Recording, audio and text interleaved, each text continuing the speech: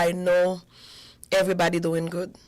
But if you ask me if I'm doing good, I can say by the grace of the Lord I am. But when I see how the world is doing, when I see the hate, when I see people not caring for others, when I see that, since it's not me, I don't care. And when I see those things, if you ask me if I'm doing good, trust me, I'm gonna take the credit. Like sometimes I said, I take the credit because of God to say, yes, I'm good. But inside of me, I have some problems. I can say I have some problems. It's just because the way I see life is turning. There is no compassion. There is no love anymore. We can ask where those things goes. All the love that we had before, the caring, when people are hungry, when people are sick, when they're in need, when you see the needs. So people used to do something. Even they can do anything, but they like have a word to reconfort others. So where all those things go. Excuse me. But today I'm going to talk about conscience. Conscience. And I can say this is the first judge that we have. The first judge that we have inside, that God placed inside of all of us. And that judge telling you when you're wrong or when you're right. But you know what? I can say too bad right now, because whatever was wrong is bad. Whatever is bad is wrong right now. We live in like a crazy, crazy moment, a crazy world. Everybody just see for themselves. Everybody just care for themselves. Everybody just worried about themselves. But they don't worry about others. It doesn't matter. I don't care. It's not me. Is that my son, my daughter, my father, my mom, my niece, my uncle, my cousin, my friend? So anything can happen. I don't care. It is a word should we say when our brothers and sisters in need or have problems. When you see that, and I'm gonna say that too, if you can do something. This is the word conscience derive. Yes, this says this word conscience etymologically from the Latin conscientia, meaning privity of knowledge or with knowledge. The English word it's internal awareness of a moral standard and the mind concerning the quality of one's motive as well as conscience of your own action. That's something who tells you about your own action. So if I have conscience, if I did something wrong over here in the studio, at Pstars studio, and Frère come and ask, who did that? If I have conscience, even if I'm gonna get the blame, whatever it is, I have to be able to say, yes, it's me. I have to say it's me, because I don't want, if I have conscience, I'm not gonna let them blame someone else in my place or in my position, since I am wrong, I know I'm wrong. So conscience is a judgment of reason. So the conscience, that's what tell you, put you in a judgment that of reason. He put you in a judgment of reason, by which we determine whether an action is right or wrong. It doesn't matter. You did something, they're asking you, it's wrong. Yes. Take the blame. Take your responsibility. So, in that case, you will be pleased to God. Jesus told the apostles, if you love me, you will keep my commandment. If you love me, you will keep my commandment. What is the commandment of the Lord?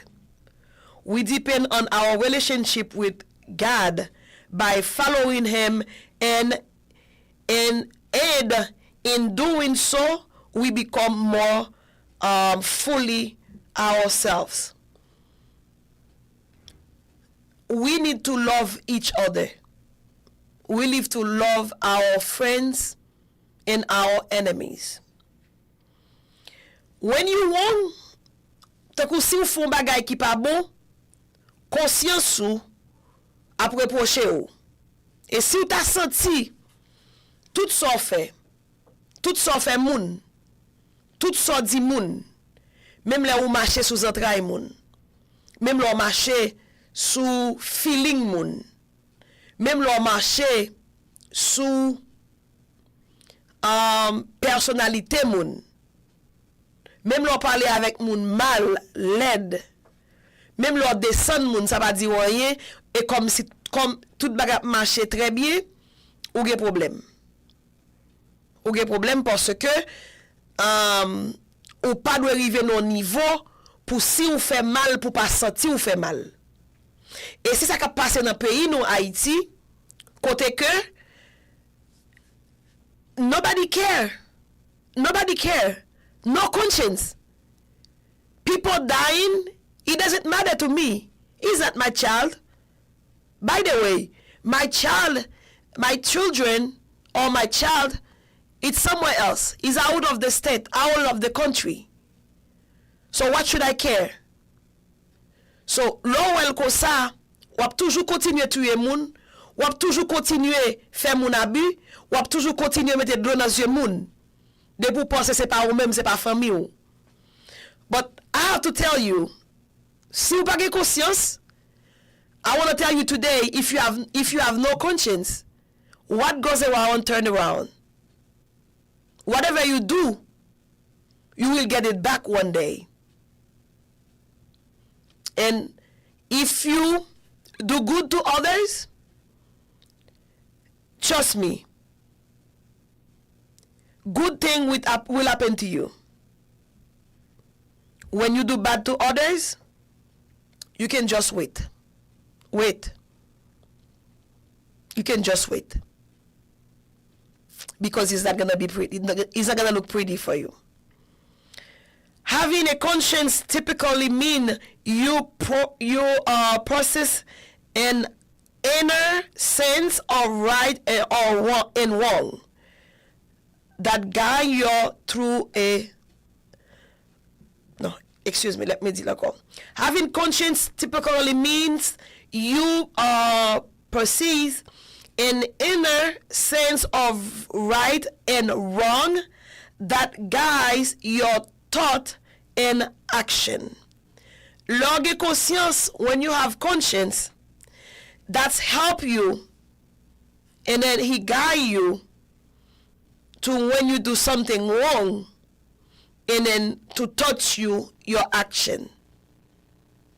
Ça veut dire, l'on fin font bagay qui pas bon, your conscience gonna speaking you, pour le faire sentir que wrong. Est-ce qu'on pas jamais conscience que ou pas agi bien? Est-ce qu'on pas me chita un jour pour réfléchir pour dire mais non, il pas de comme ça. Ça qui passe là. Ou pas jamais chita un jour pour dire mais non. Il pas de comme ça. Bah on prend pour dire mais non. On parler avec moun sa mal. On parler avec moun sa mal. Je m'agis avec Marie non pas bon. The way I talk to him is not good. Because I'm not going to tolerate someone talking to me like that.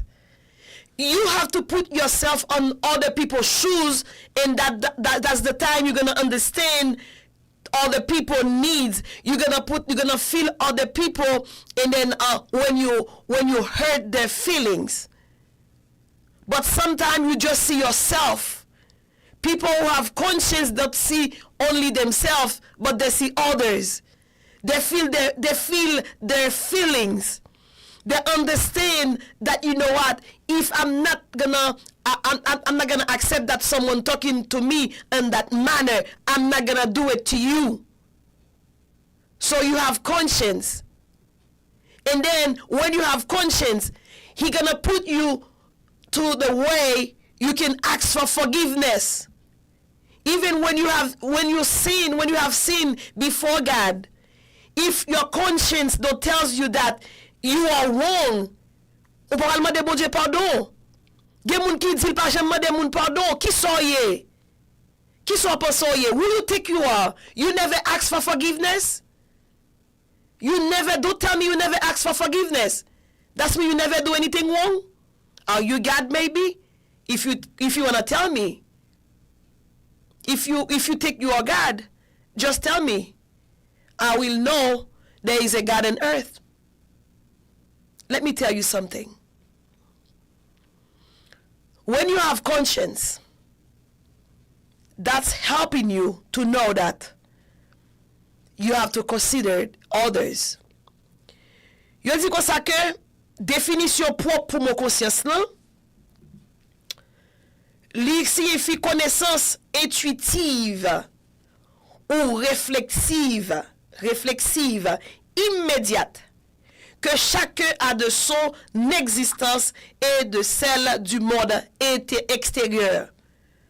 Connaissance intuitive ou réflexive, immédiate.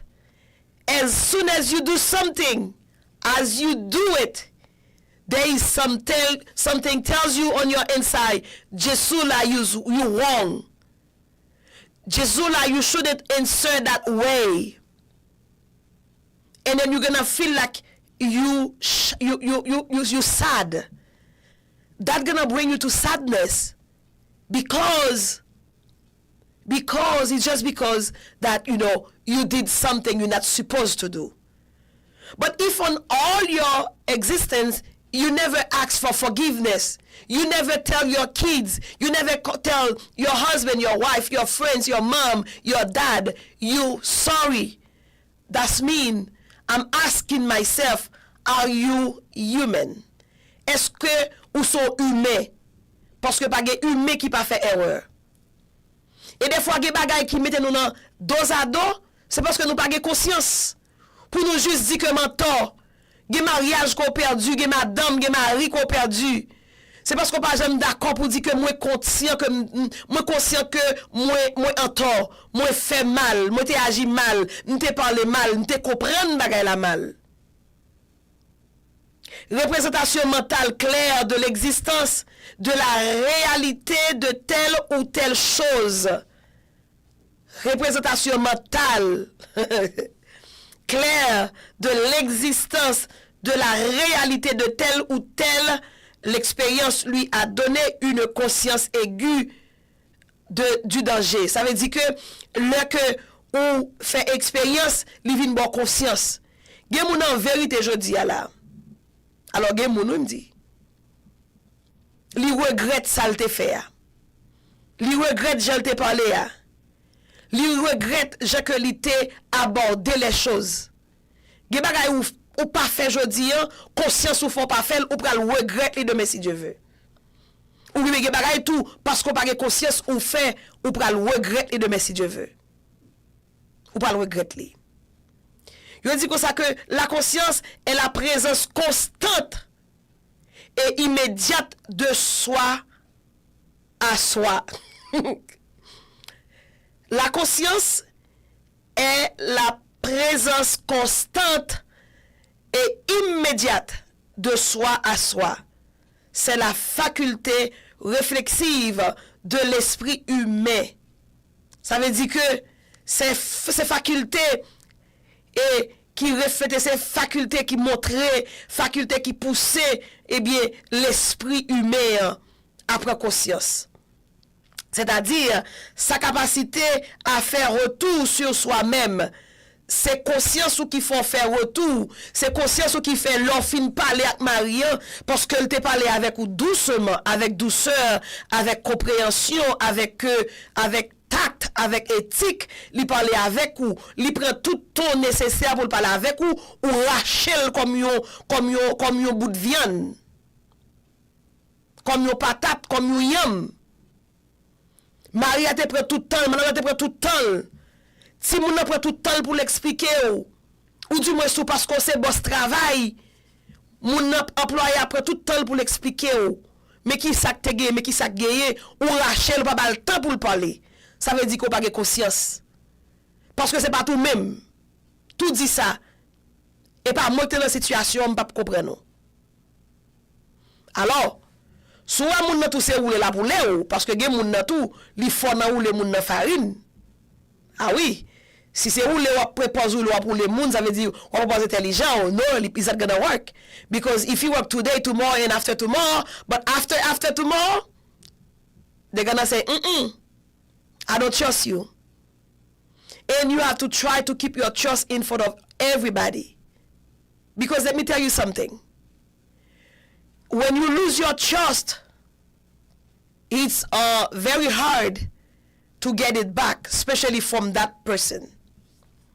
So, je dis comme ça que conscience là, c'est la faculté réflexive de l'esprit humain, c'est-à-dire sa capacité à faire retourner sur soi-même. C'est la conscience qui permet à l'homme de se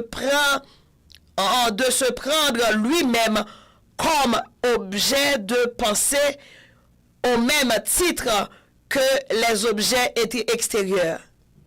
Conscience là. C'est le premier juge qu'on gagne. Conscience là. Si m'ta faut coup de pied dans le pays Haïti, est-ce que pas de conscience qui fait connaître que peuple ça l'a souffrir pas qu'après encore? Est-ce que pas de conscience qui fait sentir que qui fait connaître que qui fait comprendre que nous-mêmes nous bouquets.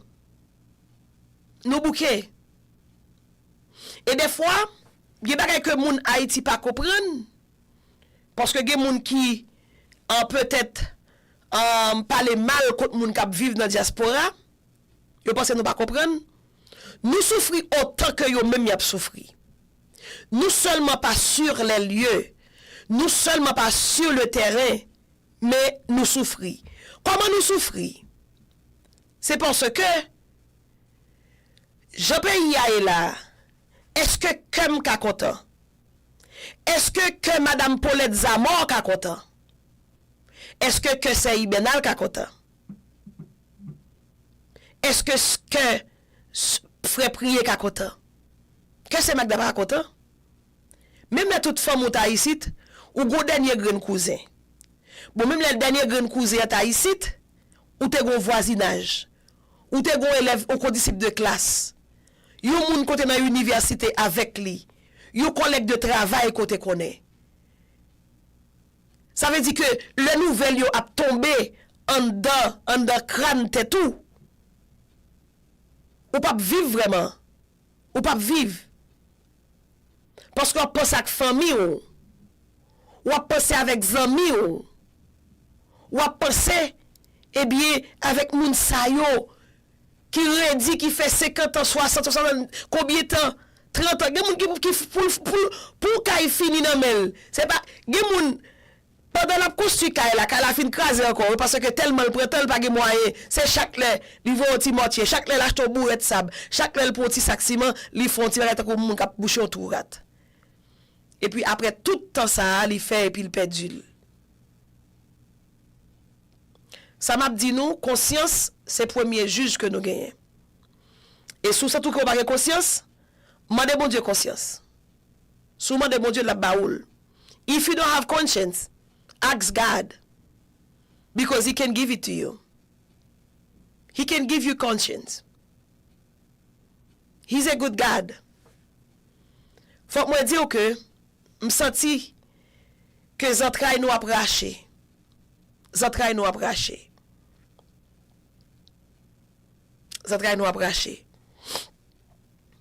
Et le nous ça qui a passé dans le pays dans le monde là, le nous ça qui a passé dans le pays nous, le nous ça qui a passé côté moun yo a crié, yo perdu caillou, yo pas gagné yo dans la rue, gen moun k'ap kouri, li pa connaît qui bon pour le courir fait parce que toute zone nan piégé, toute Port-au-Prince piégé, toute Haïti piégé. Mes amis, on a la prière.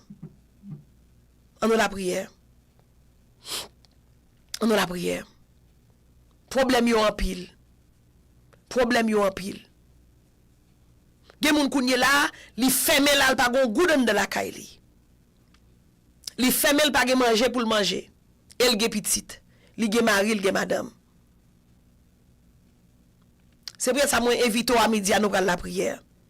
Ordinairement, nous qu'on prier pour et c'est toujours Pstars Family Support, mais je dis on a cédé Haïti prière là. Même Jean Renol qu'on dit nous pas prêter Haïti pour vote nous avec genoux nous. Voix nous, mais nous pour nous dire Seigneur nous pas capable encore. Seigneur, we can't take it anymore. We can't. It's too much for us. By knowing our family, that's the way they are, that's the way their life is, we can't take it anymore. We understand. We live in the last days, the last minutes. But it's too much. It's too much. Est-ce que vous avez conscience toujours? Do you have conscience? Do you have conscience? Do you think you have conscience? Do you think so? Do you feel others' pain? Do you feel when you hurt others? Do you feel like when you say something, do something to someone and you know you're wrong? I want to say good morning to Miss Nicole, Miss Geralda. We want to say good morning to Renault. We want to say good morning to you guys. All the fourth floor. We want to say good morning and we love you. So, by conscience, de mon Dieu. If you have no conscience, ask God. He will give it to you. If your conscience is dead, God can revive it. Nous besoin connaître que la vie est difficile. C'était ensemble pour nous mettre. Craser, briser, pas mener nous aucun côté. On nous prend conscience. Dans le pays nous Haïti, date n'a crasé. Ça que j'aime fait. D'ailleurs nous craser ou pas reconstruire encore. Ça craser net. Nous même gagner même. Et même j'aime société gay, l'homme de petit n'a pas reprise. Ça c'est une blague. C'est pas une blague à proprement dit, mais c'est une blague quand même pas nous.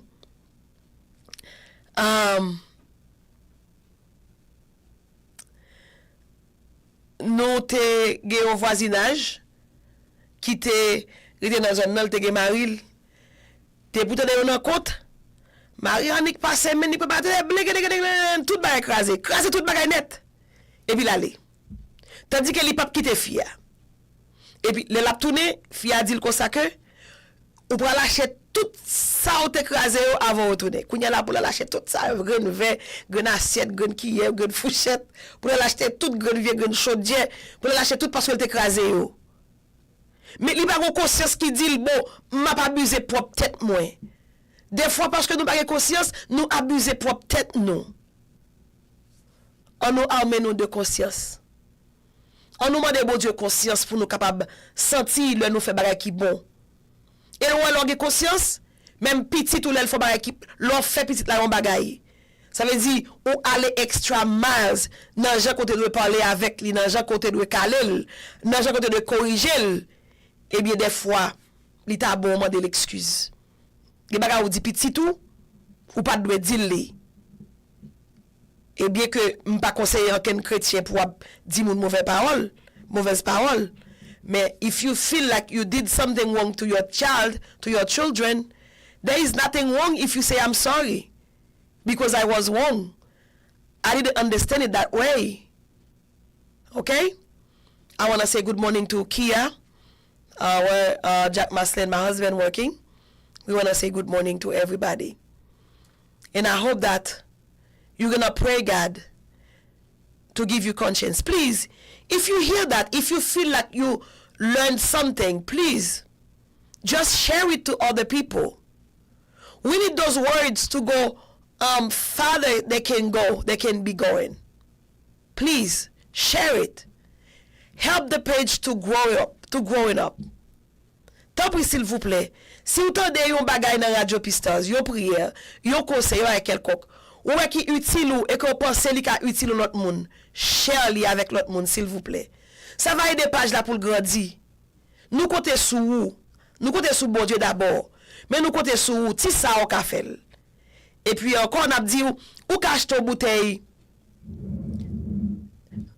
ou ka acheter un pain chaud, ou ka acheter un cremagine pour aider Radio Pstars grandir, ou ka prendre un parfum, ou ka prendre un cop, ou ka prendre une crème pour visage. Si vous faites ça, on peut aider radio. 561-396-3382. 561-303-6059. This is the number to call. 661-396-3382. 661-303-6059. Ou carré les numéros ça yo. Si vous avez une suggestion, si vous avez ça n'importe ça au besoin. Nous besoin support tout le monde. Nous besoin monde qui a business dans région ça là. Ban nous publicité pour business ou yo. La passer sur TikTok, la passer sur Facebook, sur YouTube et la passer aussi sur Radio pour la Radio Pstars. Nous remercions nous content pour ensemble avec vous, c'était madame MARCELIN. Nous allons prendre un petit break et nous allons retourner tout à l'heure. And we're going to take a little break. We're going to come back very soon for the prayer before the throne. Thank you so much. Moi remercie nous. On nous était soudés ensemble. On nous demande bon Dieu conscience pour nous suspendre faire l'autre mon abus. Mais pour nous comprendre que là nous fait l'autre mon abus, nous devons présenter une excuse et faire en sorte que nous pas commencer encore. Moi remercie.